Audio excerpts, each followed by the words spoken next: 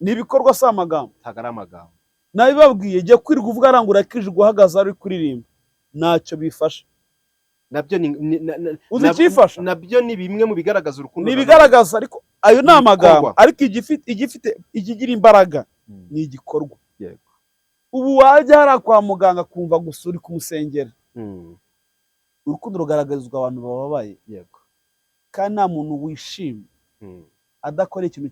adakorewe ikintu gisimbura icyamubabaje. Yego. Iyo umubwiye ngo yihangane agumana bwa buribwe, ariko iyo umuvuye igikomere umusiga aseka. Yego. usiga akize. usiga akize, usiga anezerewe avuga ngo Imana iguhe umugisha. Kongeye kubasuhuza nshuti bavandimwe, amahoro y'Imana abane namwe. Mbifurize umugisha, mbifurije guhirwa mugatera imbere mu byo mukora byose. Mu by'ukuri ineza y'Imana ibane namwe. Turagarutse rero nk'uko mubizi, ariko nanone banongere mvuge kano kantu. Ushobora kuba ari ubwa mbere udukurikiye, ni ukuri ntacyo byaba bigutwaye ukanze subscribe, ntacyo byaba bidutwaye uturayikinze, nta n'icyo byakugabanyaho mu by'ukuri, ahubwo mu by'ukuri twebwe icyo bidufasha bitwereka ko mu by'ukuri ibyo turi gukora bifite abo biri gufasha. Kandi wowe umaze iminsi udukurikirana kuri iyi topike yacu, dukeneye ibitekerezo byawe. Arega nawe ufite ibyo watubwira ubona bitagenda neza, cyangwa se ibyo ubona uburyo wumva twabikoramo ariko byadufasha cyane. Hanyuma rero nk'uko tumenyeranye, nitwa Felicien, ndagarutse nanone ndi kumwe n'umuvandimwe Peter, dusanzwe dukorana ikiganiro. Mu by'ukuri Peter, Imana yiguhereza umugisha mu by'ukuri. Amen. Biriya ivuga ngo umuhati wacu ntabwo ari ubusa ku mwami, tuzagororerwa, ngo nitagwa isari tuzasarura. Amen. Kandi Imana ngo ntabwo ijya ikiranirwa, wibagirwa imirimo y'abera. Ariko abantu bo baribagirwa, ariko ntiyibagirwa. Ni ukuri. Ariko wigeze ukora igikorwa ukakibagirwa neza neza, wasenga cyangwa se waryama mu nzozi ukikagaruka? Bigeze bikubaho? cyane si rimwe si kabiri bijya bibaho. Warega icyo umuntu akoze icyo umuntu abibye nicyo asarura.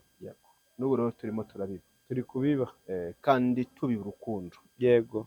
Kuko twarwakiriye mu kuri kw'Imana. burya umuntu atanga icyo afite, ariko muri uru rugendo ntugora dukeburana. Niyo mpamvu duhora tujya gusenga Imana, ni ukuri ko bitoroshe. Twongeye kuguha ikaze rero. Murakoze cyane kumpa ikaze, kandi unasuhuza hari abatakuzuhuza abantu bose badukurikiranye, abaje bwa mbere unabibwire. Abaje bwa mbere Imana ibahe umugisha, kandi abantu babanye natwe bagumye kudukurikirana, yaba umwe cyangwa babiri cyangwa batatu. Jewe shimira Imana,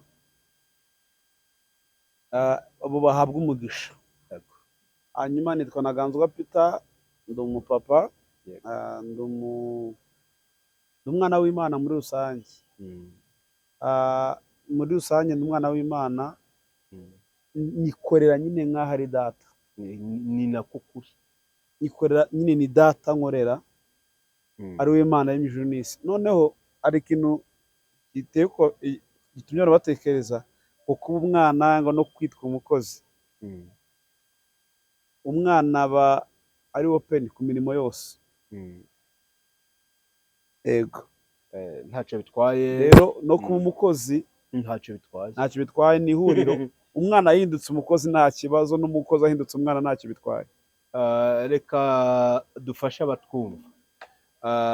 Muri abantu bakora business zateye imbere, umuntu ashobora kuba afite company runaka, hanyuma umwana yaba yujuje ibyo bisabwa, icyo akeneye yabona n'umwana we yagikora, akamuhindura umukozi. Bikuyeho ko nanone ari umwana. Ibyo ntacyo bitwaye, bite gushira inuza ko hari abantu bamwe bumva bari kuvuga ngo uri umwana, ngo umukozi, uri umwana w'Imana, ngo uri umukozi w'Imana. Ibyo ngibyo mu by'ukuri n'imvugo ntacyo bitwaye. Ni imvugo, ibikorwa by'umuntu byo muhesha agaciro, bigaragaza n'uwakora uwo ari we. Yego. Murakoze cyane. Ngira ngo wari umaze kwivuga mu by'ukuri. Hanyuma reka dusenge Imana kugira ngo dutangire ikiganiro cyacu. Ntacyo bitwaye, twasenga Imana. Ushimwe mwami Imana ko wabanye natwe, ushimwe ko tugiriye neza tukaza aha ngaha ushyirwe hejuru. Turasenze ngo iyi gahunda uzibemo yo kuganira n'abadukurikiranye bahabwe umugisha, kandi ubuntu bwawe bubonerwa muri Kristo Yesu bwamamare nk'uko bwamamaye muri Efeso, abantu bagakira indi mbaraga y'Imana. Reka utugire neza kandi uyobore ugiye kutuganiriza, reka uri kuri kamera umuyobore umufashe, abadukurikiye bose bahabwe umugisha mu izina rya Yesu, amen. Maze iminsi tuvuga ku bintu byinshi bijyanye n'urukundo rw'Imana n'uburyo twakwerekana urukundo rwa Kristo. Yego. Mbese mu bushishozi bwawe, mu kwitegereza kwawe, ubona mu by'ukuri kuki abantu bakeneye urukundo? Ubitekerezaho iki? Ni ukubera ibikomere byinshi abantu bahuye nabyo, kandi ari urukundo ruri ibikomere birakira. Cya kabiri, turi mu minsi y'imperuka, Paul yavuze, kandi urukundo rugaragaza Imana mu bantu. Abantu bazabikunda, bakunda imiyabirara, bikakaza, badakunda ababo. Uzi ko abantu basigaye bavukana barangana ukagira ngo hari icyo bapfa. Rero impamvu rukenewe ni uko rugaragaza Imana mu bantu, kandi iminsi turi kwerekezamo, turi kwinjiramo, igaragaza ko abantu basigaye bamenyereye Imana si bakibana n'Imana. Rero abantu bakeneye urukundo rw'Imana. Burya ubutumwa bwiza bwose bw'Imana buvugirwa mu rukundo. Ntago uri kubyumva nk'uko ndi kubyumva. Ubutumwa bwiza bwose bw'Imana, kuko ubutumwa bwose ntabwo ari bwiza. Hari n'ubutumwa bubi. Hari ibyitwa ubutumwa ariko atari ubw'Imana. Ariko ni ubutumwa bwiza bw'Imana bwa Kristo Yesu, bwose bukomera bukomejwe n'urukundo. Amen. Iyo nta rukundo ruhari, uravuga tukumva experience ufite, naribonye uzi muri ibyo bintu, ariko iyo hatari mu rukundo nta wakwihana, nta n'uwakwegera Imana. Wari uvuze uti impamvu ari ngombwa ko abantu bagaragarizwa cyangwa se urukundo ari ingenzi, ni ko abantu bafite ibikomere byinshi bigiye bitandukanye. Yes, ibikomere ni byinshi. Yavuze ngo muri uko kugaragarizwa urukundo umuntu agenda akira gake gake. Urukundo ruravura. Rurakiza. Urukundo ruravura, rutuma umuntu abyibuha, rutuma umuntu aseka, rutuma umuntu akira stress, rutuma umuntu asa neza, rutuma umupfakazi yongera kugira ibyiringiro, imfubyi ikagira ibyiringiro, n'umuntu wese ufite ikibazo iyo akira urukundo rw'Imana arakomera, arahumurizwa. Kuki urukundo ari muri bimwe by'ingenzi abantu bakeneye muri iyi minsi? Bitekerezaho iki? Sina bimwe, ubwo wakabaye itangiriro ry'ibintu byose. Katugire ko aricyo cya mbere byose, ibintu byose. Ibyo wakora umuntu burya nta aho urukundo rutari, haba hari ubugome, haba hari ugukomereka, haba hari ukubabara. Rero urukundo ni igisobanuro cy'ubuzima bwa none n'ahazaza. Kuko urukundo iyo ruhari ruguha ubuzima, ruguha kwizera, ruguha gukomera, kugira ikize cy'ubuzima. Iyo urukundo rwagiye, niyo usanga umuntu yiyahuye, usanga umuntu yakoze amakosa atanabaho kubera iki? Yabuze urukundo. Rero urukundo ruhari, ubuzima burakunda. Urukundo ruhari, abatabanaga neza babana neza. Urukundo ruhari, ububyutse buboneka mu itorero. Urukundo ruhari, amakorari arakomera. Habamo gusurana, mugafashanya, mukamera neza. Ni ibihe bimenyetso byerekana ko abantu benshi bafite icyuho mu rukundo? Amakimbirane, gucirana imanza. Ubwo mvuze amakimbirane, gucirana imanza, gupingana, gusebanya, kudahuza kwa. Iyo nta rukundo ruhari ntabwo abantu bahuza. Haboneka ibice. Kabiri, ntabwo bahugurana. Nawe wizera undi. Hari muri byo ngo kubana kwabo barahugurana. Ngo ube kugwa mu cyaha, ihembura imyaka. Rero iyo habuze urukundo,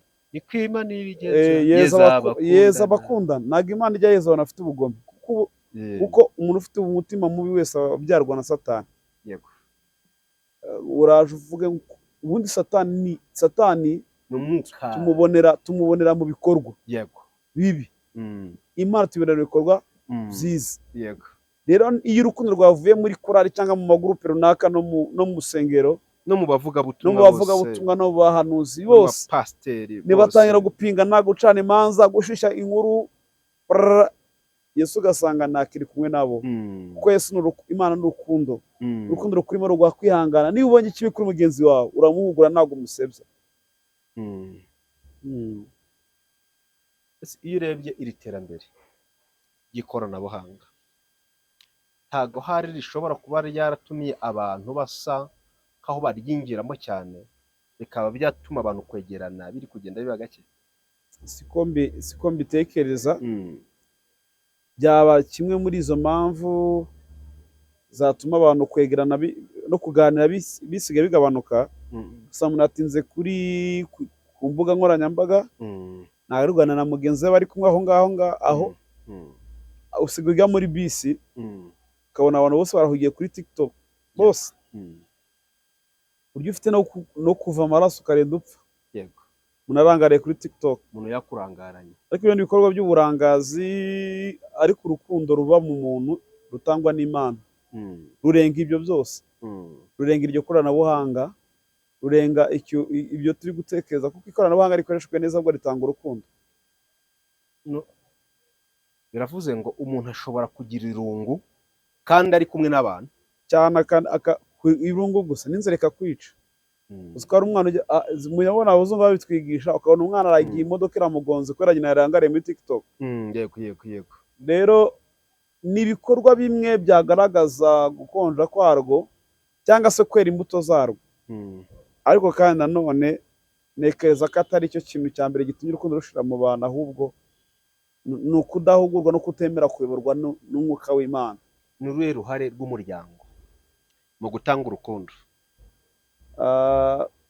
Burya Pawulo yandikiye Timoteyo arabwira ngo uhugure abakora ibitorero, kandi uhishingana abantu bo kwizerwa bashobora nabo kuzaziha abandi cyangwa se kuzigisha abandi. Hari ijambo yageze aravuga ngo umuntu wese ananiwe kuyobora urugo rwe nta nubwo akwiye kuyobora itorero. Bishatse kuvuga iki? Umuryango ni itangiro ry'igihugu, umuryango ni itangiro ry'ubuzima bw'abana bavutse cyangwa se bwa sosiyete muri rusange. Rero umuryango uramutse wimakaje n'agaciro y'urukundo, cya mbere ruremerwa mu kwihangana, ruremerwa mu kuganira. Urukundo ni ukuganira, ni ukureba, murarwubaka rurubakika, murarwubaka mugahuza, mukarwubaka mukiha amahame yo kururinda kandi bigakunda. Ni izihe ngaruka, tugana ku musozo, ni izihe ngaruka zo kubura urukundo? zo kubura urukundo? Depression, agahinda gakabije, kwitakaza icyizere, kubura ibyiringiro, kumva nta mpamvu yo kubaho, kuba wenyine, kwigunga, guhorana umujinya, kuvuga nabi, ugasanga umuntu yashaje kandi akiri mutoya. munasajwe na byinshi, ariko cyaba cy'ingenzi cyane. Rero ibyo bintu byose iyo wabuze urukundo ni vitamine y'ubuzima wabuze, kandi ikomeye cyane, yatuma ubuzima bwawe buba bwiza. Buryo udafite urukundo ntiwananyurwa. Bivuze ngo Yesu yaduhaye ikintu cy'ingenzi, Yesu twari dukeneye. Yesu yasize urukundo. Imana urukundo. Ntabwo muzakunda umuntu mutarabona, ntabwo muzakunda Imana mutarabona, maze mukunda iki? Umuntu naremye. Yaravuze ngo ndabasigiye urukundo, nimukundane. Mu mategeko akomeye Yesu yasize abiri, ibyo bya mbere n'urukundo, hanyuma ukunde mugenzi wawe uko wikunda. Ariko Felicien, ni gute uryama mu nzu ukamara imyaka uyimazemo sinyizi, uca ku muhanda ukabona hari utwana tugeza saa 9 z'ijoro turi hanze, nta na kamwe wagiriye imbabazi, ngo nutujyana tuzakwiba. Nawe wasanga hari aho bakubonaga kera akaba ngo uyu mujyanye mu rugo yanyiba. Ubundi ni birebire iby'uru rukundo. Dufite n'abantu bashyigikiwe n'Imana ibaha uburyo bwo kurwubaka, ariko kubera kwikunda no kuguma kwigwizaho no kudatekereza neza abagiriwe, ntibashobora kugira abantu neza, guha abantu urukundo. Kubera iki?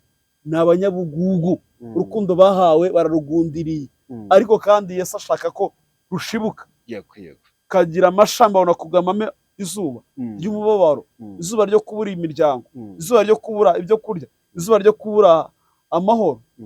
Warubaha gusa bakanezerwa.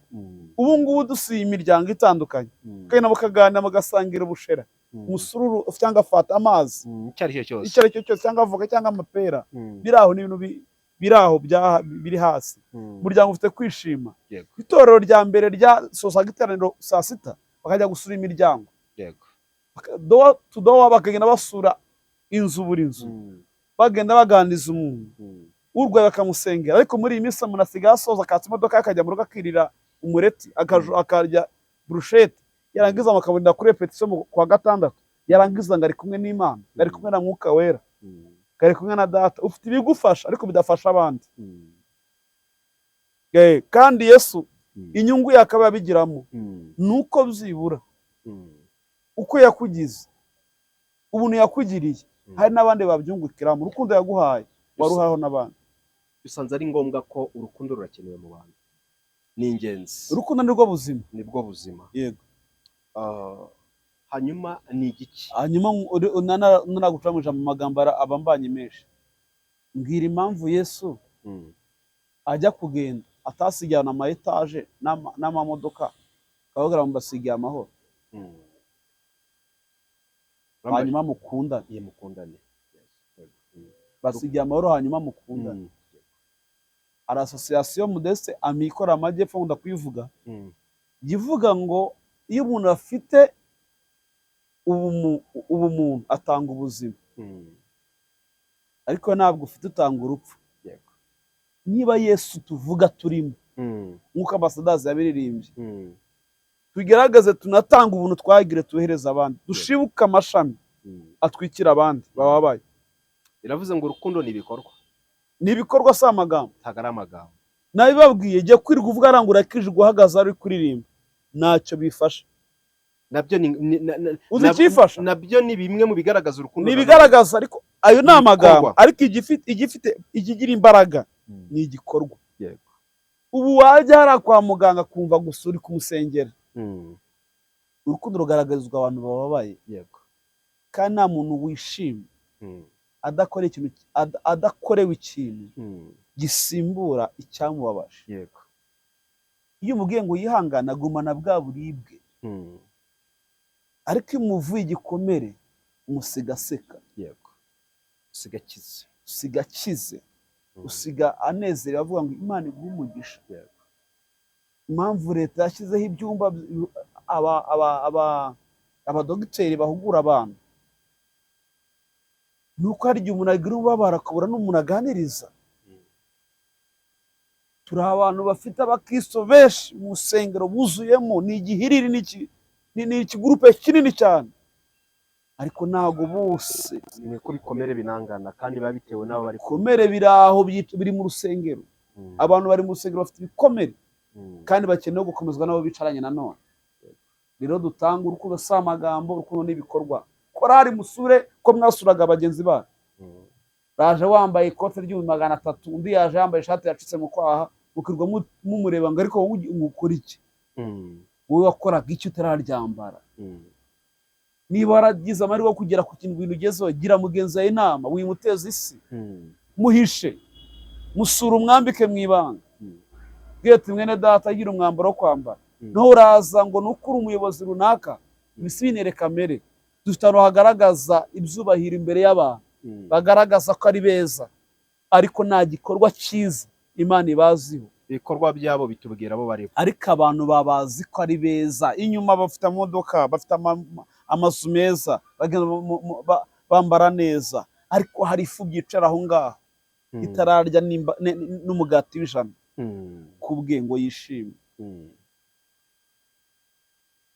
Hanyuma tugana ku musozo, ni igiki wabwira abantu? Twarangije kubona ko urukundo ari ngombwa, ari n'ingenzi, nk'impambo wabaho ubundi tugasenga Imana. We kwirata icyo ufite, abwirata icyo wamariye abandi, nibyo Imana igukeneyemo. We kwirata ngo urasenga ngo urakijijwe, ubwo wakumva ngo uvuze ngo irata icyo wamariye abandi si kwaba hari nka rya jambo ryo muri Bibiliya abantu bashobora gukora ibyiza kugira ngo abantu babirye uburyarya. oya. Siko hari umuntu Ariko yabyumva. kuki twumva ijambo ry'Imana nabi? Mm, Kuvuga ngo zibura mfite inzu eshatu, mm, imwe ibamo imfubyi, mm. ni icyaha? Okay, donc umuntu ashima Imana kuko Imana yamubashishije kugira ibyo akora bigaragaza urukundo. Ariko kuvuga urugero ngo nagabura imfubyi 50 kugira ngo n'abandi nabo babyigane, ni icyaha? Kuko twumva ijambo ry'Imana nabi. Bishobora kuba Yesu avuga kuriya ngo nimugakora ibintu, ngo nimugakora ibintu kugira ngo yaravuga ngo nimugakora kugira ngo babashime. Uri kumva? Ntabwo yababwiraga ikibi ni ukubivuga ugira ngo bagukomere amashyi, ni ukubikora ugambiriye kugira ngo wemeze abantu cyangwa se wemeze abantu. Ariko mu gihe ubwira abantu ngo hari ibikorwa biza twakora, nanjye hari urugero nakoze, uri kubigisha ngo abantu bakore neza, ugatanga n'urugero, ntabwo ari icyaha rwose, abantu babyumve neza. Rero tugerageze mu gihe twebwe twagiriwe ubwo buntu tugahabwa urukundo rw'Imana. Burya papa, kugaragara k'umuntu inyuma ntabwo bisobanura ubumuntu. Ibikorwa bye bigaragaza uwo yambariyeho. Ntabwo tuzikwirirwa ducira abapagani imanza hanze, ariko bafite umutima w'ubuntu wo kugira abantu neza. Gerageza muntu nkurikiranye, Imana ijye yishima ku bwawe. Vuge ngo hari umuntu usetse kubwuriye, nange ndanezerewe. Iyo umubyeyi azaye neza abana bagakora neza bimutera ishema. N'Imana reka inezerwe kuko igufite, yaraguhaye akazi ukaba uri kugira abandi neza. Igufite kuko yaguhaye urugo ukaba uri gufasha umuryango wawe. Igufite kuko yakoze ukaba uri gufasha itorero. Hari impinduka ziri kuremeka, hari abantu bari kwakira ibyiringiro ku bwawe. Imana ibahe umugisha. Tumba tugiye gusenga Imana. Ariko kandi ikindi, agakiza sijya ukamenya, yewe n'undi wese ntabwo yakamenya. Imana irondora imitima. Dusenge tubwire Imana ngo Mana duhe urukundo rw'ukuri rutari rw'amagambo. Biravuga ngo ubwami bw'Imana si amagambo, ni ibikorwa. Kandi ibi bintu na rimwe rwose ari ba karimi keza yaba tubakundira itwa, ariko hari n'abandi bantu badukurikiranye bazi ko gukorera Imana ari imirimo ifatika. Ni byibura reka uzasiga inkuru nziza imusozi, hagira umuntu usigara avuga ngo runaka yarakoze, ufata ukuboko wimuha amafaranga, mugira inama kurya yayabona, mufashe, wimuprofita kuko hari inyungu umukeneye, ahubwo we mufasha kubera ubuntu bw'Imana buze bukuzuye.